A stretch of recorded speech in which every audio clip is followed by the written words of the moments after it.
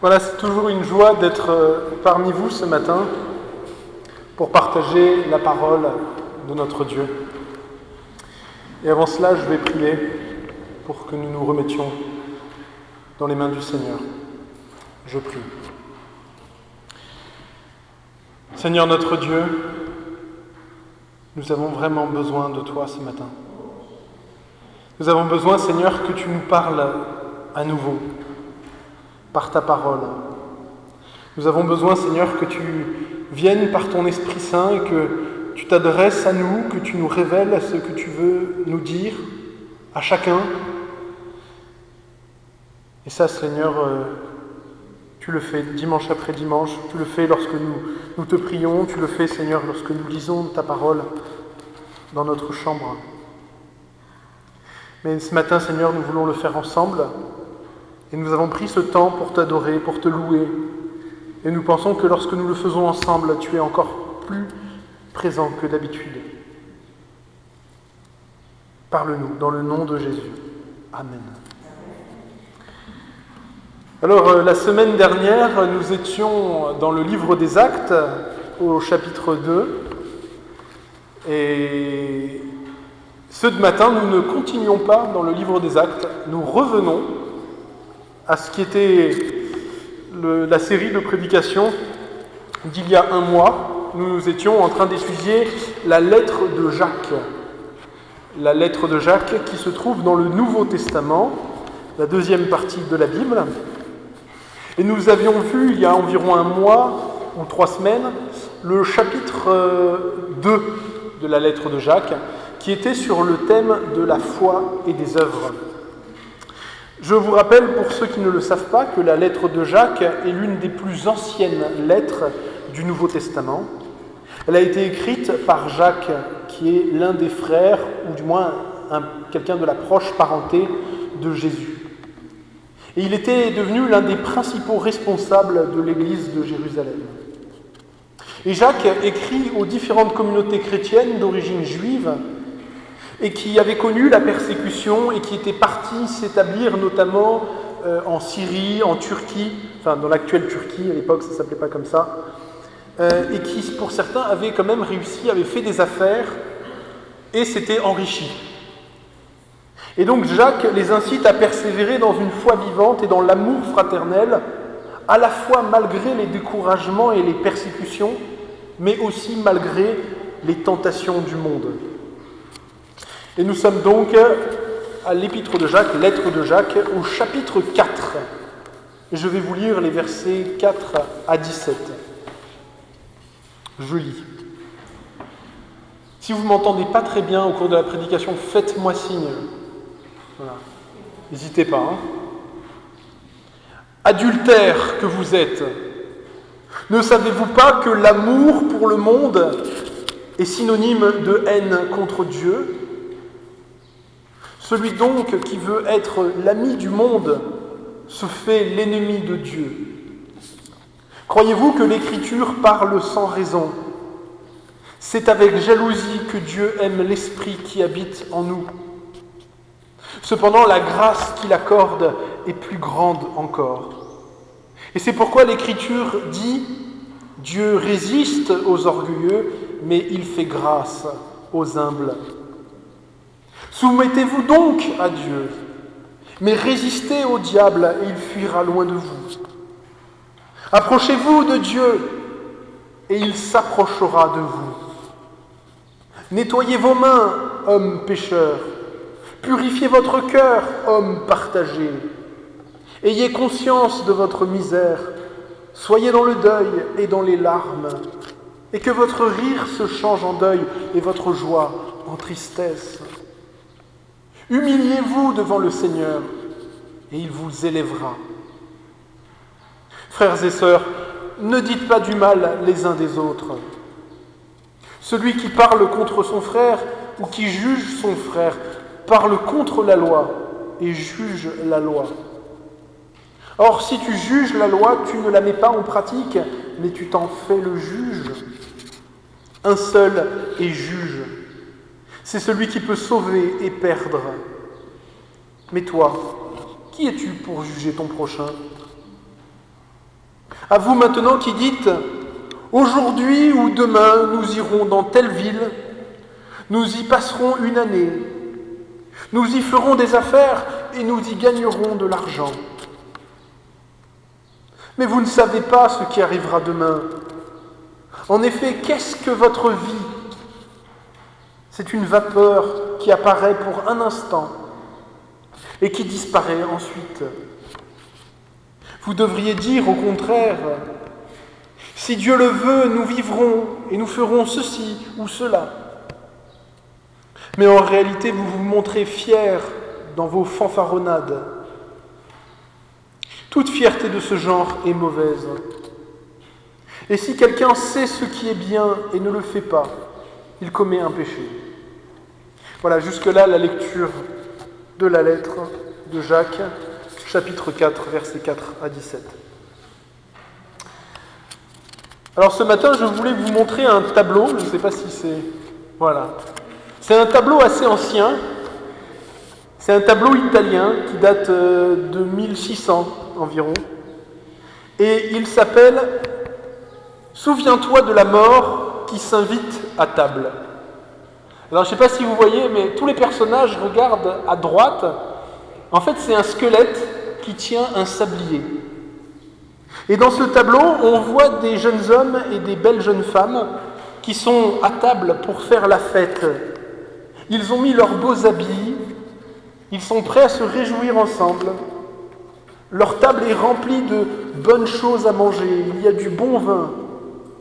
Tout serait parfait pour passer un bon moment. Mais sur le côté droit du tableau, le squelette qui représente la mort leur tend un sablier et vient gâcher toute l'ambiance. Et c'est souvent cela, si je vous montre cela, c'est pour vous dire qu'il n'est pas facile de nous poser des questions difficiles, de ne penser à la mort. Penser à la mort nous donne l'impression que ça vient gâcher notre fête, que ça vient gâcher l'instant présent. Et pourtant, Jacques, ici, n'hésite pas à le faire et à renvoyer les chrétiens de son temps à réfléchir sur la mort. Sur la mort, mais aussi sur, heureusement il ne s'arrête pas là, sur quelle est la bonne façon de vivre dans un monde dans lequel il y a encore le mal et la mort. Alors pour ce faire, il commence en disant cette phrase que je trouve assez forte. Et vous vous réjouirez que je ne commence pas souvent mes prédications comme ça. Adultères que vous êtes, ne savez-vous pas que l'amour pour le monde est synonyme de haine contre Dieu? Alors, je vous rassure, parce que lorsque la Bible utilise le mot « le monde », elle ne parle pas des êtres humains qui sont dans le monde. Ou parfois elle le fait, lorsqu'elle le fait, c'est par exemple « Dieu a tant aimé le monde qu'il a donné son Fils Jésus-Christ, afin que quiconque croit ne périsse pas, mais qu'il ait la vie éternelle. » Mais parfois, l'expression « le monde » est utilisée non pas pour parler des gens, mais pour parler de la façon de penser des gens. Et ici, c'est le cas. Ne savez-vous pas que l'amour pour le monde est synonyme de haine contre Dieu? Celui qui veut être l'ami du monde se fait ennemi de Dieu. Qu'est-ce que cela veut dire? Vous voyez, ce que ça veut dire, c'est que le monde vit pour lui-même. La plupart des êtres humains vivent en se mettant au centre de leur vie. On sait que nous, en fait, il y a deux types d'êtres humains techniquement sur Terre. Ceux qui savent que Dieu existe et qui vivent en fonction de cela, et ceux qui ne vivent pas comme si Dieu existait. Et nous, les chrétiens, nous connaissons Dieu. Nous connaissons Dieu, nous avons reçu le signe du baptême qui est, on va dire, le signe de notre appartenance à Dieu. Et nous avons été mis à part et Dieu nous considère comme son peuple. Mais pourtant, Jacques commence en disant « adultère ». Vous savez pourquoi il dit cela? Il dit cela parce que nous qui sommes humains, nous avons une tendance très forte, nous qui savons pourtant que nous sommes petits, que Dieu nous a créés, eh bien nous, à nous remettre à la place de Dieu. Dieu n'est-il pas celui qui nous a donné toutes choses? Dieu n'est-il pas le créateur de tout? Dieu n'est-il pas celui qui nous a tout donné? Et pourtant,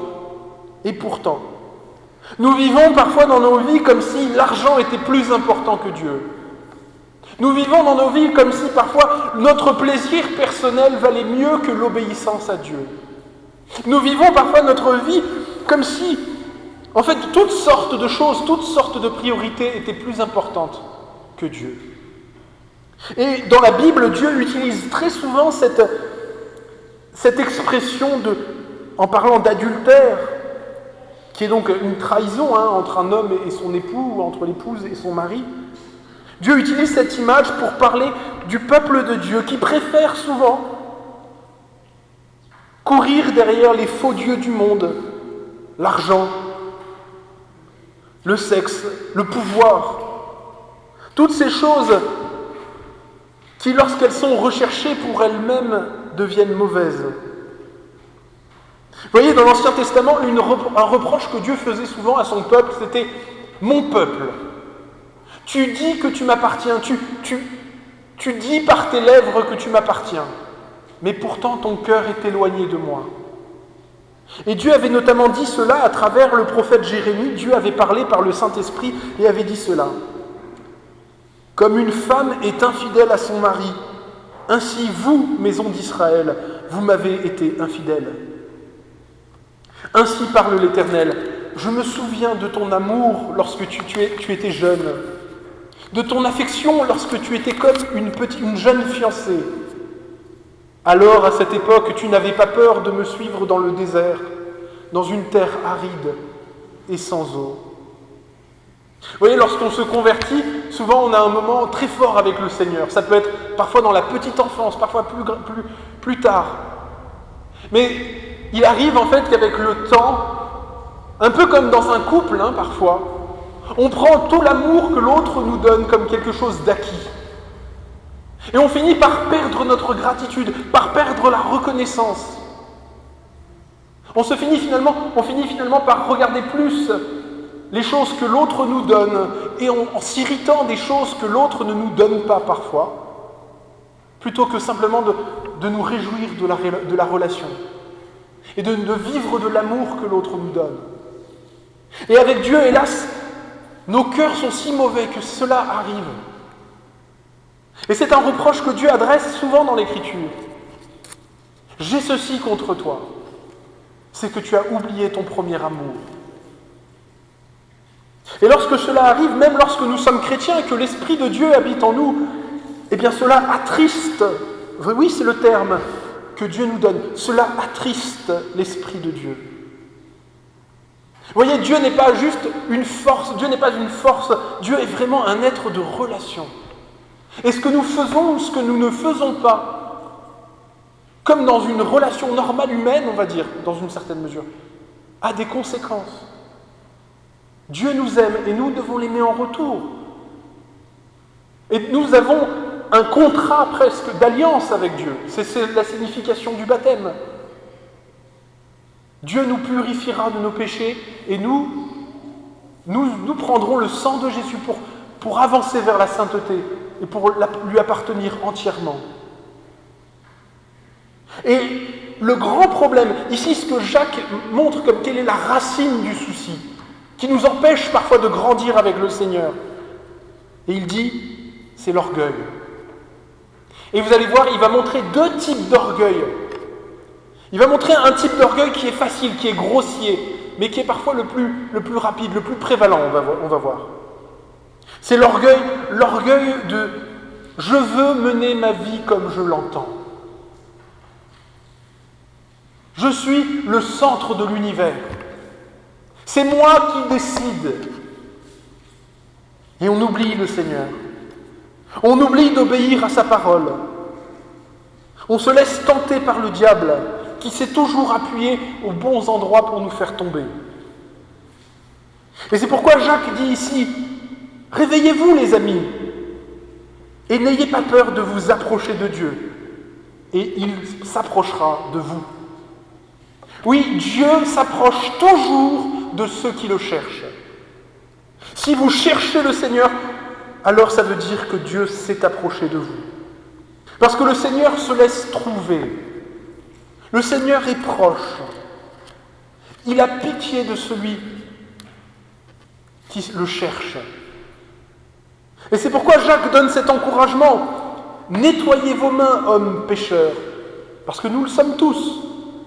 Purifiez votre cœur, hommes partagés, c'est-à-dire partagés entre Dieu et le monde. Ce que Dieu désire, c'est que nous ayons un cœur entier pour lui. Pas un cœur où Dieu a un tiers, et puis l'argent a un autre tiers, et puis d'autres choses remplissent la suite. Dieu veut prendre toute la place et venir changer, transformer notre façon de voir et de penser dans tous les domaines de notre vie. Dieu n'est pas là que pour le dimanche matin, et ça vous le savez, la plupart d'entre vous, je sais bien, mais Dieu est là pour toute votre semaine. Et voyez, ce qui fait souvent obstacle, c'est que lorsque on oublie en fait d'où le Seigneur nous a tirés, eh bien, nous nous laissons nous nous reposons dans l'orgueil.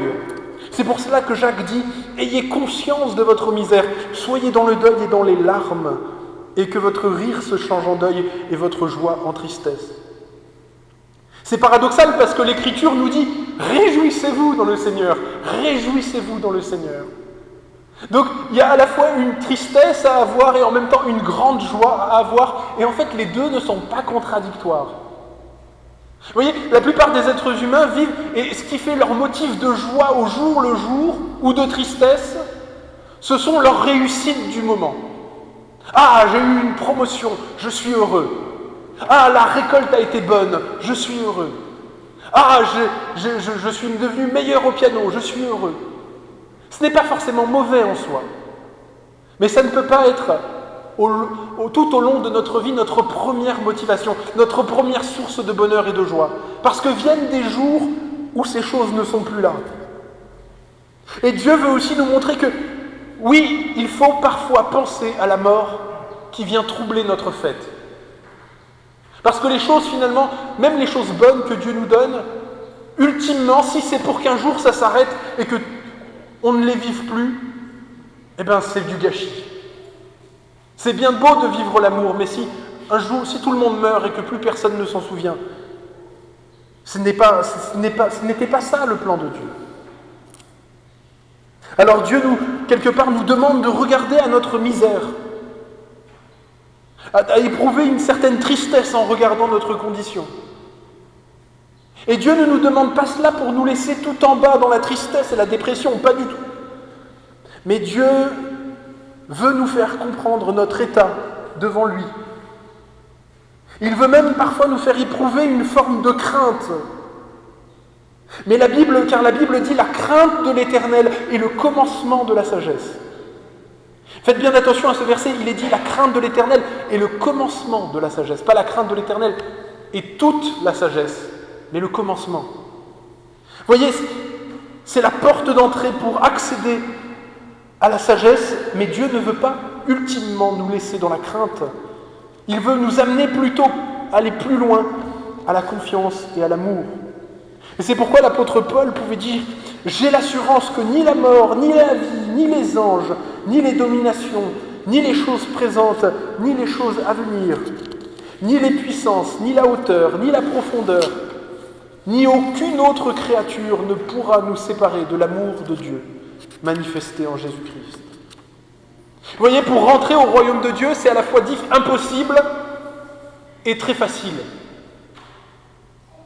Pour rentrer, imaginez, c'est comme une porte, mais une porte basse. Si j'essaye d'entrer en gardant la nuque raide et en restant debout, je peux passer toute ma vie sans jamais y rentrer. Mais si j'accepte de baisser ma tête, je peux rentrer. Et c'est ce que Jésus avait dit. Jésus avait dit, je ne suis pas venu pour ceux qui se croient en bonne santé, mais je suis venu pour ceux qui se savent malades. Et si on n'a pas conscience qu'un jour on va mourir, si on n'a pas une forme de désespoir devant ce monde, devant l'état de notre cœur, devant le mal qui habite notre vie, alors Dieu nous apparaît bien pâle. Le salut qu'il veut nous offrir gratuitement nous apparaît comme avec beaucoup moins d'éclat que le péché, que les choses et les tentations de ce monde. En fait, il y a dans l'Écriture cette chose assez étonnante. L'être humain n'est jamais aussi accompli. L'être humain n'est jamais aussi grand qu'à genoux devant Dieu. Et c'est pourquoi Jacques dit « Ayez conscience de vos fautes », je paraphrase, « et il vous relèvera par sa grâce et son pardon. Et il vous donnera conscience que vous êtes des enfants du royaume, pardonnés, graciés, et il vous guérira. Et il vous donnera les priorités qui sont les bonnes. Il y aura du sel dans votre vie. » Et là, c'était donc la première forme d'orgueil. Nous allons voir une forme d'orgueil plus subtile. Parce qu'après avoir mis en garde contre le péché grossier, en quelque sorte, et avoir encouragé les chrétiens à se sanctifier et à se purifier devant Dieu, je crois que là, Jacques, dans la suite du texte, met en garde contre une fausse piété. Comprenez-moi. Lorsqu'on reçoit le message de la foi, on se dit « Ok, je vais prendre Dieu et la foi chrétienne au sérieux. » Alors on se met à faire des trucs. On veut lutter, on veut travailler sur soi, on a des gros péchés un peu grossiers, on sait qu'ils doivent sortir de notre vie. Et c'est bien. Mais parfois, au début de la vie chrétienne, on est conscient de ces choses, et puis quand on évolue, on s'imagine qu'on a atteint un certain niveau. Et en fait, on a oublié que le Seigneur, que pour rentrer au royaume, c'est toujours en baissant la tête. Et on se met à regarder les autres comme étant plus bas, plus sales. On se met à les juger. Et c'est pourquoi Jacques met ici en garde contre un poison particulièrement pernicieux et qui touche notamment des chrétiens qui se croient matures. Et ça peut tous nous arriver. C'est pour cela que Jacques dit « Ne dites pas, frères et sœurs, du mal les uns des autres. » Celui qui parle contre son frère ou qui juge son frère parle contre la loi. Tu n'es pas juge. Un seul est juge, c'est celui qui peut sauver et perdre. Et toi, qui es-tu pour juger ton prochain ? Vous voyez, dans la vie chrétienne, on se sanctifie, on fait des progrès, on se dit « Ah, c'est quand même, je suis pas retombé dans cette chose. » Parfois, Dieu nous permet de vaincre des addictions particulièrement graves dans notre vie. Mais le danger, parfois, c'est qu'on se met à regarder d'autres qui étaient dans le même état que nous et qui avancent moins vite et qu'on commence à nourrir un orgueil spirituel comme celui des pharisiens. Et on commence à se dire, tu vois Georges, avec son problème d'alcool, oh, quand même, hein, ça fait des années qu'il est à l'église et il a toujours un problème avec la bouteille. Hein. Oh, quand même. Ou un frère qui nous confie que la semaine dernière, il a cliqué à nouveau sur un site pornographique. Et on se met à le juger en se disant, mais comment est-ce qu'il a pu faire une chose pareille ? Ou tel frère ou sœur qui nous confie un problème qu'il a. Et au lieu de dire, mon frère, permets-moi qu'on prie ensemble, on va remettre ça dans le Seigneur. Tu sais, le Seigneur m'a délivré, il te délivrera aussi. En son temps, et confiance. On se met à se dire, quand même, je suis quand même beaucoup plus mature que lui. Hein. Et parfois, il arrive qu'on se met à être parfois finalement plus centré sur les fautes des autres que sur les siennes. De là, machin, il est quand même très orgueilleux spirituellement. Et des fois, on croit avoir maîtrisé une tentation et on regarde les autres chrétiens qui ne la maîtrisent pas comme des nuls. On se dit, ah bah lui, à tous les coups, il y passe la Bible souvent. Hein. Mais frères et sœurs, le Seigneur veut chasser de son Église toute attitude dure et cassante. Le Seigneur a horreur lorsqu'on utilise qu'on prétexte du péché d'un frère et d'une sœur pour prendre le pouvoir sur lui. Le Seigneur ne veut pas que dans son Église, quelqu'un puisse être écrasé sans qu'on lui ait donné l'occasion de se relever. Oui, c'est vrai, dans l'Église, certains sont plus avancés que d'autres. Il y a même dans l'Église parfois des gens qui ne croient pas encore, et c'est normal, et c'est heureux, et on est heureux qu'ils soient là. Mais justement, si Dieu nous a mis ensemble, c'est pour nous aider à grandir ensemble, à prendre soin les uns des autres, à grandir en amour, en foi, en obéissance, à nous encourager les uns les autres, à porter les fardeaux les uns des autres, pas à nous condamner, pas à nous juger supérieurs les uns aux autres.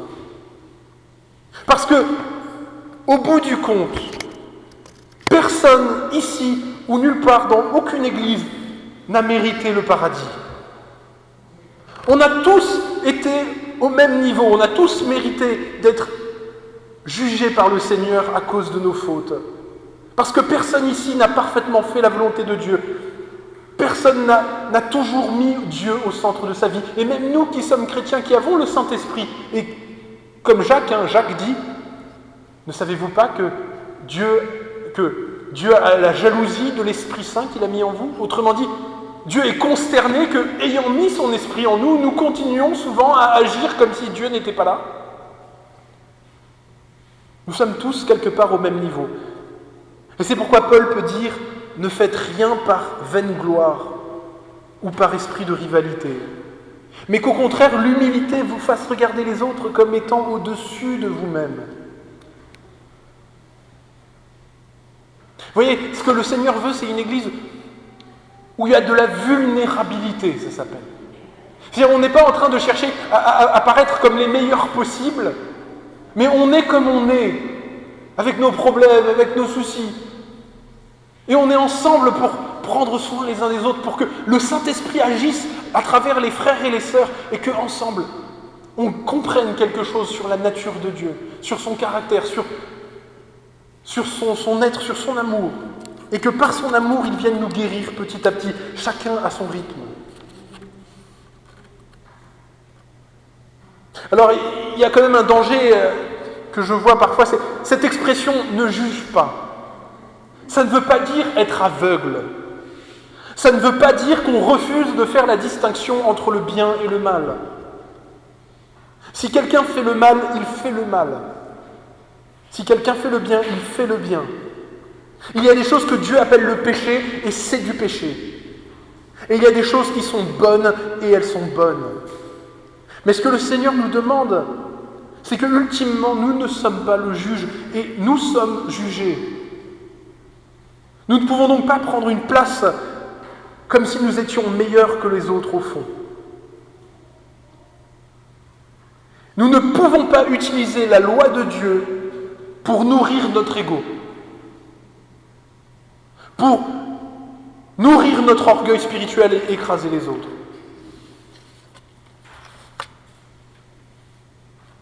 Et une des clés à cela, et c'est pourquoi Jacques nous parle de la mort dans le dernier passage, qui dit « Ne dites plus, demain nous irons faire des affaires et nous gagnerons de l'argent, car votre vie est une vapeur qui disparaît ensuite. » Que ce soit l'orgueil spirituel ou l'orgueil mondain, comme on pourrait l'appeler, ou dans le cas de l'orgueil spirituel, instrumentalise Dieu pour nourrir l'ego, ou dans l'orgueil mondain qui éloigne Dieu et cherche à l'oublier pour nourrir l'ego aussi. Dieu nous demande parfois de fixer les yeux sur le squelette, de contempler la petitesse de notre vie. C'était ce que le Saint-Esprit avait fait prophétiser au prophète David, qui avait dit « Ô Seigneur », dans le psaume 90, « Ô Seigneur, qui parmi les hommes prend garde à ta colère? Qui obéit selon la crainte qui t'est due? Mais nous, enseigne-nous à bien compter nos jours, afin que nous puissions appliquer notre cœur à la sagesse. » Reviens, Éternel, jusque à quand? Aie pitié de tes serviteurs. Nous ne sommes pas Dieu. Cette vérité paraît simple, mais en fait, en pratique, elle est si difficile à vivre. Nous sommes des créatures qui ne sommes là que pour un instant. Nous sommes certes beaux, nous sommes des créatures magnifiques, mais nous ne sommes pas Dieu. Et la terre ne tourne pas autour de nous. Et tout ce que nous recevons de bon, de bien, de beau et de vrai nous vient de Dieu. Et tout ce que les autres êtres humains nous donnent, tout ce que Dieu nous donne, tout ça n'est pas un dû, c'est un don. Et nous devons tout prendre avec gratitude. Alors je crois qu'à bien des égards, un des soucis que nos sociétés occidentales ont, c'est qu'on cherche toujours à cacher la mort le plus loin possible. Et je trouve que plus le temps passe et plus notre société est orgueilleuse. La mort a disparu de l'espace public. Cacher ce mort que je ne veux pas voir. Que les gens aillent mourir dans les EHPAD et dans les hôpitaux. Et plus le temps passe et plus notre société refuse de penser aux questions sérieuses de l'existence. Et c'est pourquoi on s'évertue à le faire ensemble le dimanche matin. C'est pas toujours agréable, mais on doit le faire. Et c'est pourquoi ici, dans ce texte, le Seigneur nous invite, chacun, et c'est là-dessus que je conclus, à nous recentrer sur ce qui compte vraiment, et notamment ce qui durera éternellement. Ne vivons pas pour le regard des hommes, même sous un atout religieux, mais vivons pour le regard de Dieu, et par amour pour les frères et sœurs. Ne vivons pas en dépensant toute notre énergie, tout notre temps, en courant derrière les choses que ce monde perdu a à offrir. Mais vivons d'abord et avant tout pour la gloire de Dieu.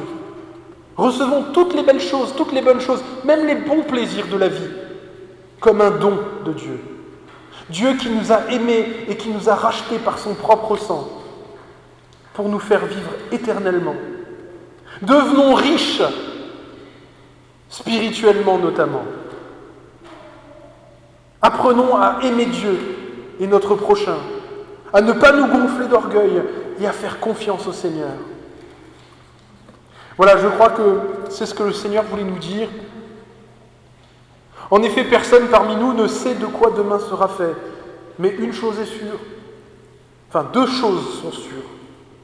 1, nous allons mourir un jour. Et 2, Jésus a vaincu la mort. Alors je vous laisse avec 2 questions pour cette semaine. La première question c'est, est-ce qu'il y a des aspects de ma vie, des domaines de ma vie, où je refuse que Dieu ait sa place? Je ne sais pas. Ça peut être dans le domaine du travail, où on fait des choses qui ne sont pas toujours légales, ou pas toujours très bonnes pour le prochain, alors qu'on le sait. Ça peut être, ça peut être toutes sortes de choses dans nos relations. Est-ce qu'il y a des aspects ou des domaines de ma vie où je ne laisse pas Dieu prendre sa place? Et la deuxième question, c'est, est-ce que j'ai oublié mon premier amour par orgueil? Est-ce que je suis devenu orgueilleux, trop satisfait de moi-même? Et dans ce cas-là, prenez un temps, réfléchissez sur vous-même. Cherchez le Seigneur.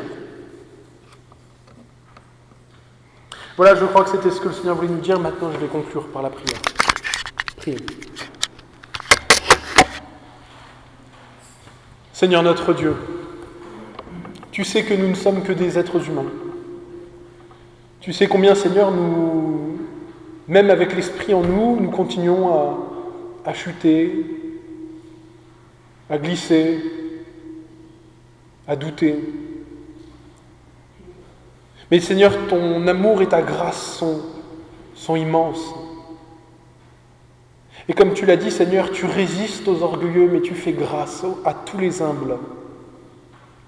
Alors Seigneur, apprends-nous à compter nos jours, apprends-nous à regarder à nous-mêmes pour voir, Seigneur, la faiblesse. Donne-nous, Seigneur, d'être honnête envers nous, à ne pas nous prendre pour plus forts que nous ne sommes, à découvrir ou à redécouvrir combien nous avons toujours besoin de toi. Fais de sorte, Seigneur, que ce ne soient pas des épreuves terribles qui nous apprennent cette vérité, mais que nous puissions le comprendre et le saisir, même dans les périodes de joie et de prospérité.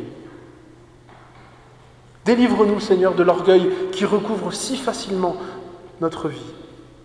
Dans le nom de Jésus, à qui nous appartenons de droit. Amen.